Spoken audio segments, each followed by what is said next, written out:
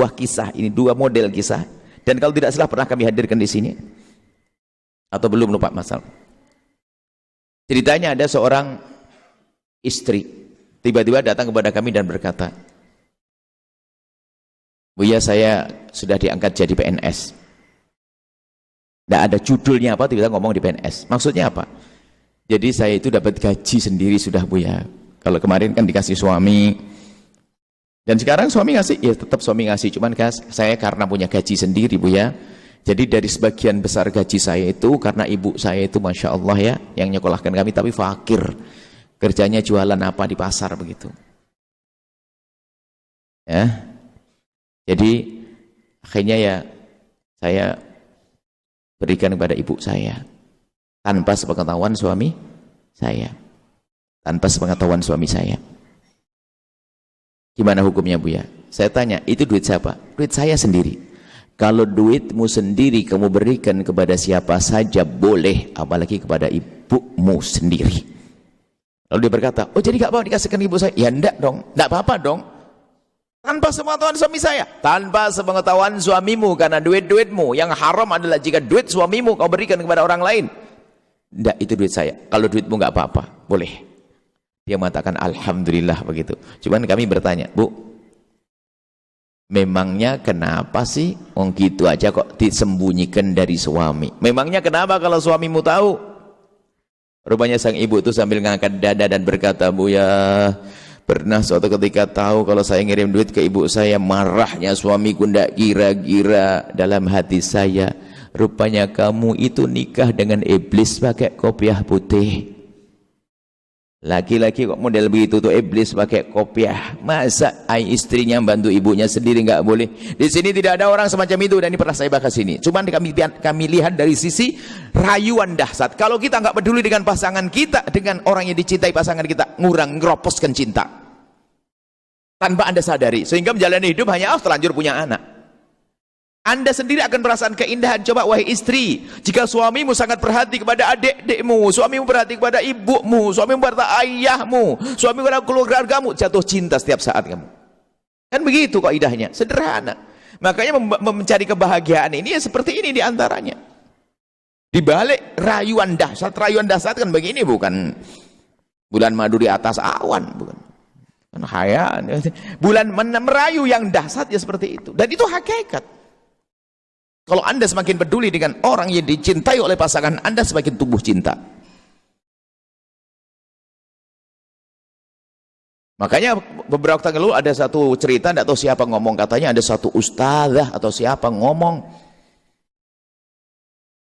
suami nggak boleh bagi-bagi duitnya kecuali istri harus tahu. Kalau enggak ini adalah sebuah pelanggaran. Bagaimana ini? Mestinya istri dukung, bukan suami harus tidak boleh kasih tahu. Suami istri dukung, tidak usah pusing. Seperti itu ya. Ini adalah yang kedua. Jadi pastikan Anda bisa menjadikan pasangan Anda semakin baik dengan orang tuanya dan keluarganya, itu menumbuhkan cinta. Keindahan ada keberkahan. Ada dua makna yang dapat. Berkah karena istrimu orang baik. Istrimu orang yang berbakti pada orang tua. Suamimu orang berbakti pada orang tua. Suamimu sangat baik dengan adik-adiknya. Sebab pembahasan kemarin masalah rebutan waris juga di sini bermain. Istri yang ngajari suaminya rebutan waris. Ya berangkat dari istri yang nggak peduli kepada saudaranya, misalnya istri ngelarang suaminya membantu saudara-saudaranya, istri melarang suaminya membantu ibunya. Kalau muda istri begini, lihat kalau sudah ibu mertua yang meninggal, ini istri yang ngajari rebutan waris. Itulah iblis pakai kerudung, dan di sini nggak ada semuanya solehah. Sama kadang suami kalau di masa hidupnya, suami di saat bapak ibunya mertuanya masih ada tapi kok kurang baik, sama adik-adik iparnya juga kurang baik, maka itu nanti suami yang ngajari istrinya berebut waris juga rentetan kejahatannya di sana. Suami akan berkata, "Karena mana hakmu enggak kau ambil? Mana? Karena hatinya hati kotor, hati busuk." Maka majelis kita adalah majelis mempertemukan hati. Majelis indah, percaya. Setelah ini, di balik ini ada keberkahan, keindahan. Kemudian ya selanjutnya ya yang punya guru, dengan nikah harus semakin dekat dengan guru-gurunya. Baik, ini adalah rumus keberkahan. Ada lagi, ada pembahasan lain lagi. Apakah boleh wanita menjadi wanita karir? Apakah boleh? Kan begitu. Ya tentu boleh dicontohnya. Cuman ada beberapa rambu-rambu dong yang dipatuhi. Pertama izin suami dong. Yang kedua adalah terhormat. Izinnya izin yang benar, maksudnya izin mohon maaf abang, menurut abang bagaimana kalau saya bekerja? Jangan izinnya izin yang maksa. Abang tahu enggak, kita ini sekarang enggak pernah cukup untuk belajar sekolah dan sebagainya. Saya mau kerja ya. Ya enggak bisa ngomong ya tidak. Ya pasti gitu. Izinnya aja kurang ajar. Izinnya yang benar.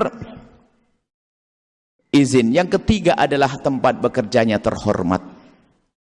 Tempat bekerjanya terhormat. Jangan sampai wanita terhinakan di tempat tersebut.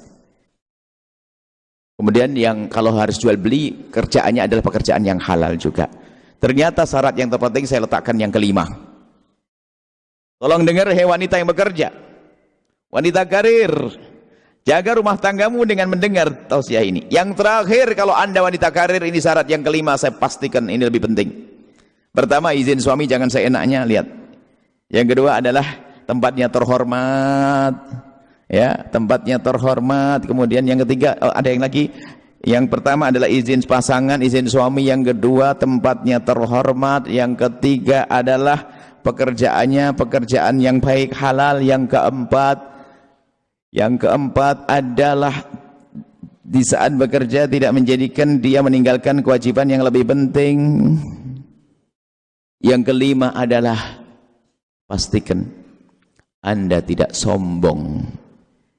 Ini syarat terpenting.